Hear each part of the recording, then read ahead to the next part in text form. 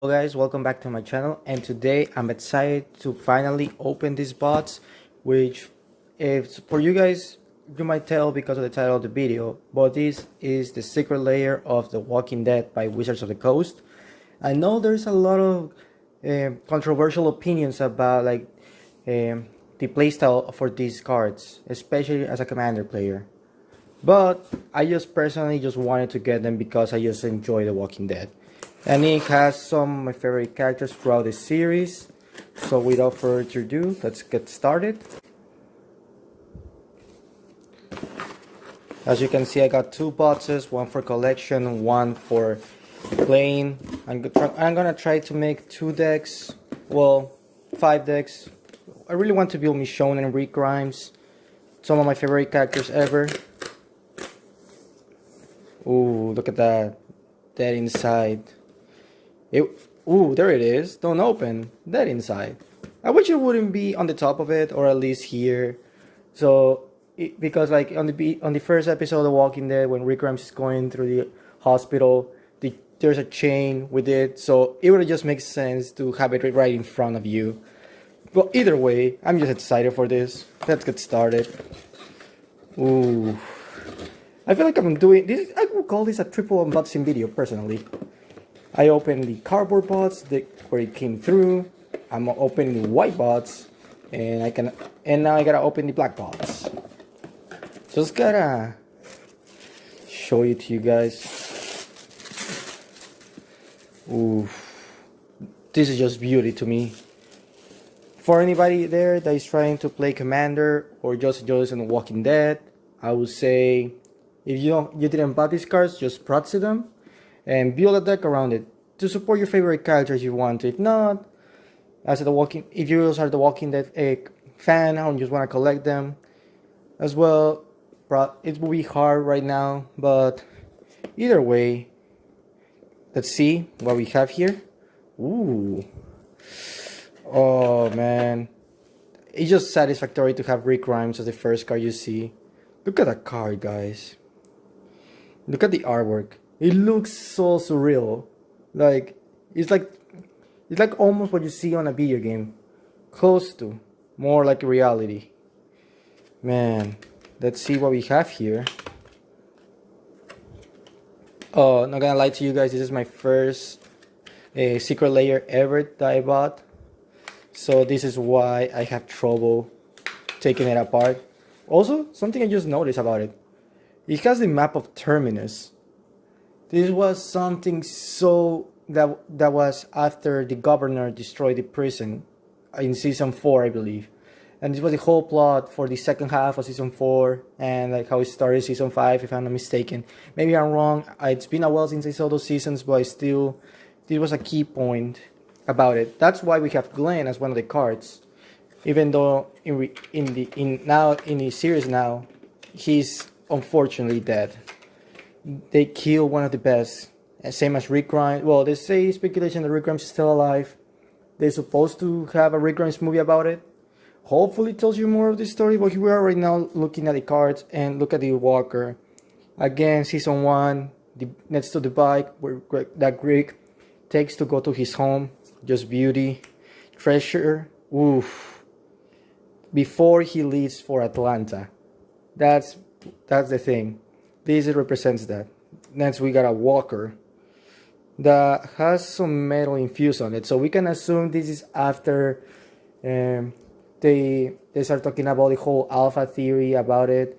I forgot the name of the group of the people that live like in the trash place, but they usually use these walkers as like some type of ceremony, at least for the leader of that group. The walker from the water pond in the season 2 from the farm, the one that Glenn's risk his life, doesn't get bitten, and still the water gets contaminated when they pull out because the top half of his body was torn, so the other half fell immediately into the water. Ooh, I really don't know from which one this is. I mean, all we can see has a knife in between the arm. So we can just say this is any walker from the road. I really don't know. Another Pawn Walker, and now we got Rick, Steadfast Leader. I mean, he's the leader. He was the leader. I still miss this character, same as Carl. Daryl, Hunter Walkers. Oh, by the way, if you wanna build these decks, Rick is obviously gonna be a type of human tribal, on white, kind of weak colors. Well, it kind of makes sense because his abilities are just too broken according to the Magic community, especially Commander community. This is why there's a lot of controversy about it. People just don't get how amazing these cards are. They're fair as well because of the color restrictions and other types of like card restrictions. They say like he only works for good for humans. There's great humans, but there's also decent humans. Daryl, Hunter Walkers. This is more like a group help type of deck because you can support an ally by using zombies, and then later on you can kill the zombies or any small creature, and you will, well, especially, but you gotta kill the zombies forcefully in order to get Daryl's third ability to draw a card. Kind of good. It's decent. This is why I say, like, people are angry because of Wizards of the Coast say some of these abilities are too broken, especially with Rick, Michonne, and Negan. But yet again, some of the it's not that broken. It's still pretty decent about it. Also, there's a lot of controversy because, like, they say Wizards of the Coast is trying to like become more of a capitalist instead of caring for the product that for the people that really care about the product for the people that they really care about. I mean, in the end of the day, they always been capitalists. They're just doing to stay relevant on the market, try to bring new people into the game because like not a lot of people start play Magic. Even though it's a big community worldwide, compared to the rest of like hobbies, we are still one of the smallest ones. Oof, my boy Glenn. I mean, he throughout the show in like these card shows, he's always been the voice of calm. He always tried to. He was just a kid basically, even though he's a young adult who still was immature at the time for this entire tragedy to happen.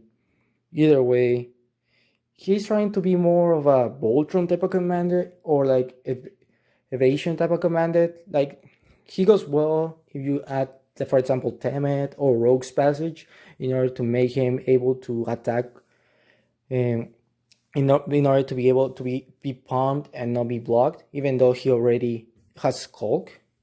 So you want to be Voltron-y about it, but you also want to be sneaky. That way you can deal a ton of damage and draw a ton of cards. Because like otherwise you're going to be drawing one card per attack, which is good, but still you want a lot of card advantage with this deck, especially in Azorius. Michonne, Ruthless Survivor. I mean, we all seen what happened since the trailer for season 3. She's always been independent and ruthless. Meeting the group actually changed her throughout the character as a character because she didn't trust anybody. And it pretty much makes sense, especially after they met the governor. Because that was literally like the second person probably throughout the series that wasn't a zombie that they met. Maybe they met more. Maybe she met more people before. We don't know that yet. I forgot about it. It's been like what, we're in season 10, about to go to 11. So that's why. Also, she was going to be a zombie tribal because you want zombie tokens on your side of the field in order to get more advantage. This is like the counterpart of Daryl, because as Daryl you want to give them to other people, Michonne wants to keep them for themselves. And it makes sense because again, in season 3 she was carrying 2 zombies to blend in, so she wouldn't be attacked that much or being traced or smelled. This is why in the artwork you can see two people standing there, which are zombies. And if you watch the series, those zombies both have their jaws cut and they're missing their arms just like in the artwork. And last but not least, we got Negan, the Cold-Blooded. Oof. One of my favorite villains, better than the Governor. Because at the end of the day, he had redemption.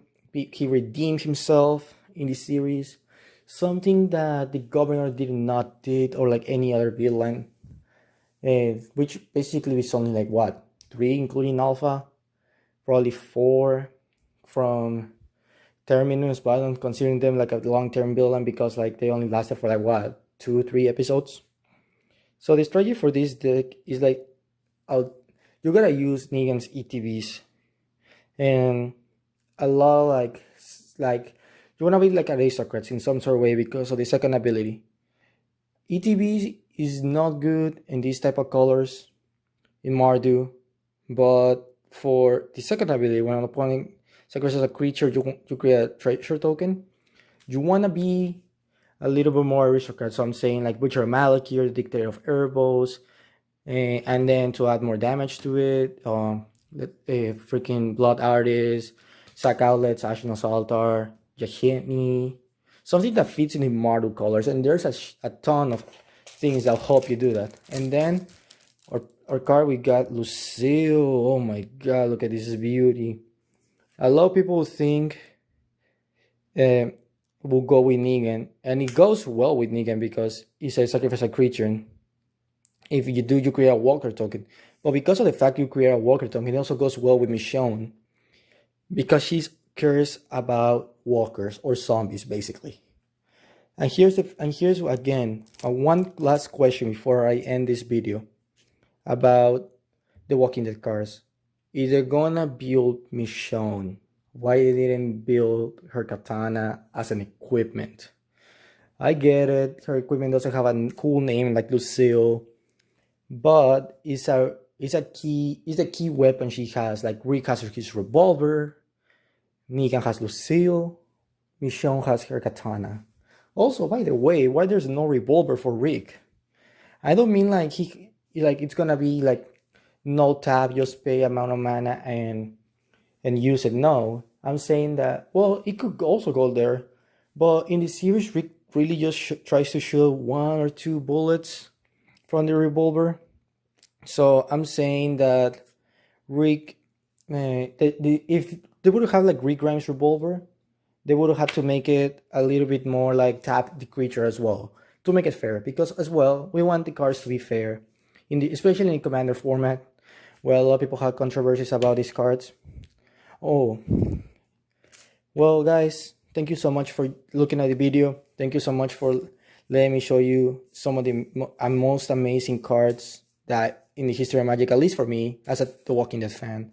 Again, the artwork is amazing. Never gonna regret buying this, even though I bought 2. I mean, one from Flame, one for collection. But again, thank you so much. I'm Kronos for life, and peace out.